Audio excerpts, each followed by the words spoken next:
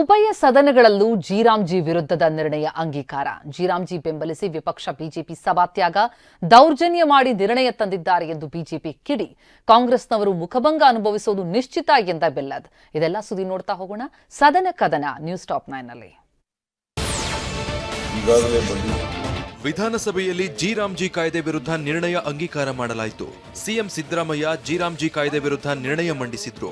CM ಮಂಡಿಸಿದ್ದ ನಿರ್ಣಯವನ್ನ speaker UT Khader ಮತಕ್ಕೆ ಹಾಕಿದ್ರು. ಧ್ವನಿಮತದ ಮೂಲಕ ನಿರ್ಣಯ ಅಂಗೀಕಾರವಾಗಿದೆ ಎಂದು ಸ್ಪೀಕರ್ ಪ್ರಕಟಿಸಿದ್ರು. ನಿರ್ಣಯ ಅಂಗೀಕಾರವಾದ ಬಳಿಕ ಸ್ಪೀಕರ್ ಖಾದರ್ ಕಲಾಪವನ್ನ ಅನಿರ್ದಿಷ್ಟಾವಧಿಗೆ ಮುಂದೂಡಿಕೆ ಮಾಡಿದ್ರು. ಈಗಾಗಲೇ ಮಂಡಿಸಿರುವ ಅಧಿಕೃತ ನಿರ್ಣಯವನ್ನು ಈ ಸದನವು ಅಂಗೀಕರಿಸಬೇಕೆಂದು ಕೋರುತ್ತೇನೆ.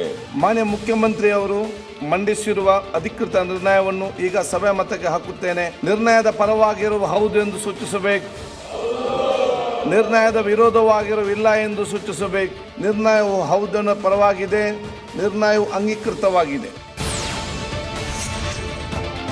ವಿಧಾನ ಪರಿಷತ್ನಲ್ಲೂ ಜೀರಾಮ್ಜಿ ಕಾಯ್ದೆ ವಿರುದ್ಧದ ನಿರ್ಣಯ ಅಂಗೀಕಾರ ಮಾಡಲಾಯಿತು.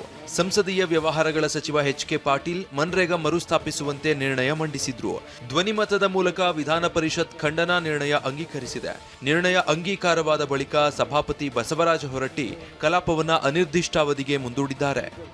ಕೇಂದ್ರ ಸರ್ಕಾರದ ವಿಕಸಿತ ಭಾರತ ಗ್ಯಾರಂಟಿ ಫಾರ್ ರೋಜ್ಗಾರ್ ಮತ್ತು ಆಜೀವಿಕಾ ಮಿಷನ್ ಗ್ರಾಮೀಣ ಜೀರಾಮ್ಜಿ ಕಾಯ್ದೆಯನ್ನು ರದ್ದುಪಡಿಸುವ ಹಾಗೂ ಮಹಾತ್ಮ ಗಾಂಧಿ ರಾಷ್ಟ್ರೀಯ ಗ್ರಾಮೀಣ ಉದ್ಯೋಗ ಖಾತ್ರಿ ಕಾಯ್ದೆಯನ್ನು ಮರುಸ್ಥಾಪಿಸಬೇಕೆಂಬ ಕೇಂದ್ರ ಸರ್ಕಾರವನ್ನು ಈ ಸದನವು ಸರ್ವಾನುಮತದಿಂದ ಒತ್ತಾಯಿಸಿರುತ್ತದೆ ಎಂಬ ನಿರ್ಣಯವನ್ನು ಸದನದಿಂದ ಮಂಡಿಸಿ ಅಂಗೀಕರಿಸಲಾಗಿರುತ್ತದೆ. ಪ್ರಧಾನಿ ಮೋದಿಯವರು ತಂದಿರುವ ಜೀರಾಮ್ಜಿ ಕಾಯ್ದೆಯ ಪರ ನಾವಿದ್ದೇವೆ ಎಂದು ಬಿಜೆಪಿ ಶಾಸಕರು ಬೆಂಬಲ ನೀಡಿದ್ರು. ವಿಧಾನಸಭೆಯಲ್ಲಿ ರಾಜ್ಯ ಸರ್ಕಾರದ ನಿರ್ಣಯ ಪ್ರತಿಯನ್ನ ಹರಿದು ಹಾಕಿದ ವಿಪಕ್ಷ ಸದಸ್ಯರು ನಾವು ಈ ನಿರ್ಣಯವನ್ನ ವಿರೋಧಿಸುತ್ತೇವೆ ಅಂತ ಸಭಾತ್ಯಾಗ ಮಾಡಿದ್ರು.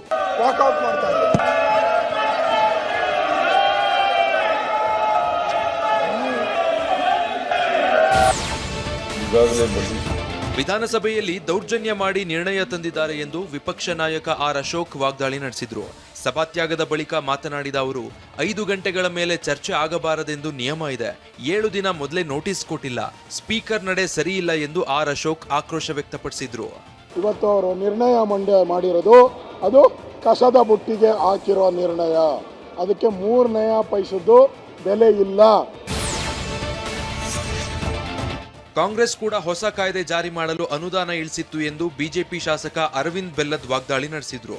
ವಿಧಾನಸಭೆಯಲ್ಲಿ ಮಾತನಾಡಿದ ಅವರು ಮನ್ರೇಗಾದಲ್ಲಿ ಲೂಟಿ ಮಾಡುತ್ತಿದ್ದಾರೆಂದು ಹಳ್ಳಿಗಳ ಜನ ಹೇಳ್ತಾರೆ. ಕಾಂಗ್ರೆಸ್ನವರು ಹಲವೆಡೆ ವೋಟ್ ಚೋರಿ ಅಭಿಯಾನ ಮಾಡಿದ್ರು. ಈಗ ವಿಬಿ ಜೀರಾಮ್ಜಿ ವಿರುದ್ಧ ಕಾಂಗ್ರೆಸ್ನವರು ಆರೋಪಿಸ್ತಾ ಇದ್ದಾರೆ. ಇದರಲ್ಲೂ ಕಾಂಗ್ರೆಸ್ನವರು ಮುಖಭಂಗ ಅನುಭವಿಸುವುದು ನಿಶ್ಚಿತ ಅಂತ ಬೆಲ್ಲದ್ ಹೇಳಿದ್ರು. ನಕಲಿ ಗಾಂಧಿಗಳ ಹೆಸರನ್ನು ಇಟ್ಟುಕೊಂಡು ರಾಜಕಾರಣ ಮಾಡುವಂತ ಈ ಕಾಂಗ್ರೆಸ್ನವರಿಗೆ ಒಂದು ಕಾನೂನದಲ್ಲಿ ಒಂದು ಅಭಿವೃದ್ಧಿಯನ್ನು ಮಾಡಿ ಉತ್ತಮವನ್ನು ಮಾಡಿ ಅದರಲ್ಲಿ ಲೂಟಿ ಹೊಡೆದು ಕಡಿಮೆ ಆಗ್ತಿತ್ತು ಅಂತಂದ್ರೆ ಕೇಂದ್ರ ಸರ್ಕಾರ ಇಂದಲ್ಲ ನಾಳೆ ಬಿಲ್ ವಾಪಸ್ ತೆಗೆದುಕೊಳ್ಳಲಿದೆ ಎಂದು ಗ್ರಾಮೀಣಾಭಿವೃದ್ಧಿ ಸಚಿವ ಪ್ರಿಯಾಂಕ್ ಖರ್ಗೆ ಹೇಳಿದ್ದಾರೆ. ವಿಧಾನಸಭೆಯಲ್ಲಿ ಮಾತನಾಡಿದ ಅವರು ಆರ್ಥಿಕ ಮತ್ತು ತೆರಿಗೆ ಭಯೋತ್ಪಾದನೆ ತರಲು ಈ ಕಾಯ್ದೆ ತಂದಿದ್ದಾರೆ. ರೈತ ವಿರೋಧಿ ಕೃಷಿ ವಿಧೇಯಕ ಹಿಂಪಡೆದಂತೆ ವಿಬಿ ಜೀರಾಮ್ಜಿ ವಿಧೇಯಕವನ್ನ ಹಿಂಪಡಿತಾರೆ ಅಂತ ಹೇಳಿದ್ರು. ಮೋದಿ ಸರ್ಕಾರದ್ದು ಏನಂದ್ರೆ renaming, repackaging, relaunching of UPA government scheme. ಬಿಜೆಪಿಯವರು ರಾಮನ ಹೆಸರನ್ನ ಕೆಡಿಸಿದ್ದಾರೆ ಎಂದು ಶಾಸಕ ಬಸವರಾಜ ರಾಯರೆಡ್ಡಿ ವಾಗ್ದಾಳಿ ನಡೆಸಿದ್ರು.